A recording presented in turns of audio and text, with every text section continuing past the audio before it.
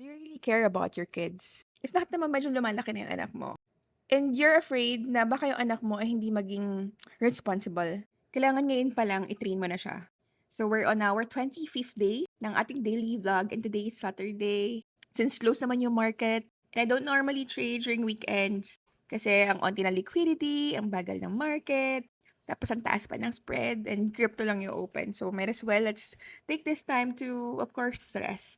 And our topic for today is about generational wealth, how we can change the cycle. Kasi for the longest time, we are trapped in sandwich generation. When I say sandwich generation, we are trapped in a situation wherein we have to take care of our parents because they're old, retired, and they no longer have a source of income. And we also have to take care of our kids na kailangan natin pag-aralin, alagaan, palakihin. So imagine mo if you do not have enough source of income, paano mo ka magpa-provide dun sa both generations na yun? And you're stuck in the middle.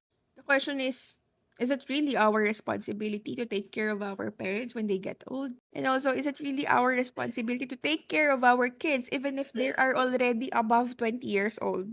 Kaya grabe, sobrang uso ang extended family here in the Philippines, di ba? Kasi that's always the setup. Of course, we do love them. Pero this is one of the stories na nabasa ko from Facebook, which is, ang ganda, ang galing. Sabi doon is, instead of like kicking your kid or your children at 18 years old, might as well charge them with 10,000 pesos rent per month sa bahay nyo hanggang mag 25 years old siya.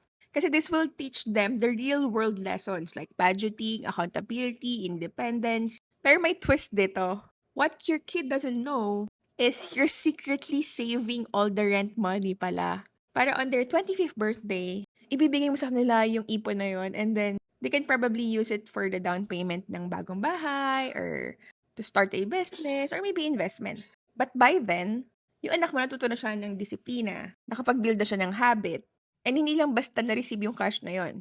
Kasi this kind of method, it will break the poverty cycle. It will create generational wealth. Because that kid, he did not just gain money, but he also gained money skill, di ba? And speaking of money skill, today, grabe, sobrang jam-pack ang classroom, ang LTA campus natin today dahil we have freshman and we're seeing na grabe, nagbago rin talaga yung demographics ng aming mga students kasi it used to be like super mga matatanda yung mga nag-join like mga 50s, 60s, mga retirees kumbaga or yung mga naglo-look forward na to retire. But right now, we're seeing students na quite younger than the usual. And whenever we ask them, bakit gusto mo matuto ng trading even at a young age?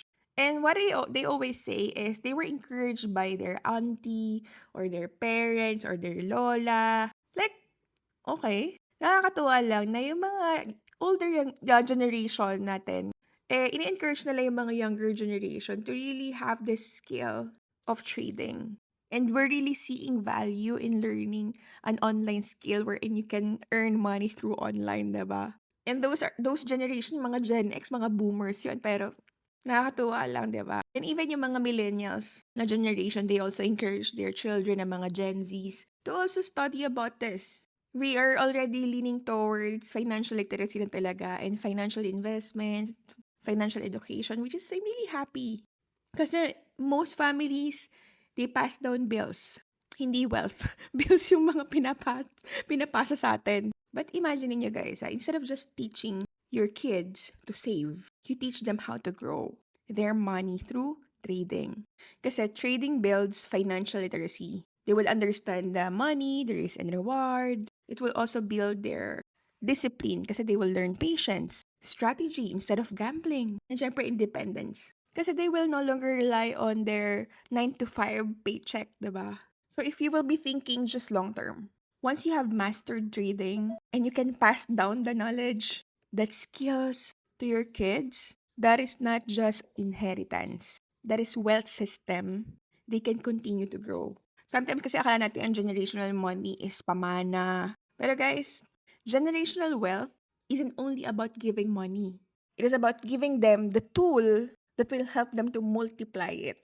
So if I were you, start learning a skill that will help not just you, but also your kids and the next generation. So we will all be able to inherit more than just hard work. We will all be inheriting financial freedom. You really want to start your trade or enroll your kid You can visit our website, www.legendarytradingacademy.com, and explore our services that could actually help you build your wealth system so we can finally break the sandwich generation. So that's it for today. See you tomorrow.